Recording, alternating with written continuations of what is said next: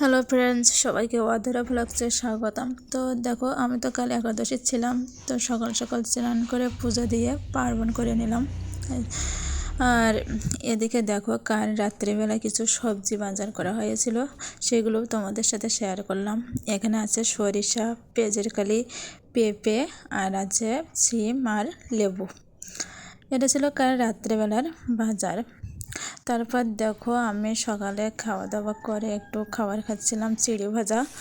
তারপরে এখন দেখো, আমি যাবো রান্না করতে। আর যেহেতু বৃহস্পতিবার, তো নিরামিষে রান্না করব, এর জন্য আমি কিছু সয়াবিন বড়ি ভেজে নিলাম। এবার আমি তরকারি বসাবো। এখানে আছে সিম, আলু, আর আছে ওলকপি। সয়াবিন বড়ি দিয়ে নিরামিষে রান্না হবে। তো তরকারিটা আমি কষিয়ে নিচ্ছি। এবার তরকারিতে ঝোলের জল দিয়ে জাল করলে তরকারিটা হয়ে যাবে। তো দেখো, তরকারিটা আমার কষানো শেষ হয়ে গেছে, আমি ঝোলের জলও দিয়ে দিয়েছি। আমার তরকারিটাও ফুটেও গেছে। এই যে দেখো, তোমাদের সাথে কথা বলতে বলতে আমার তরকারিটাও রান্না করা হয়ে গেছে।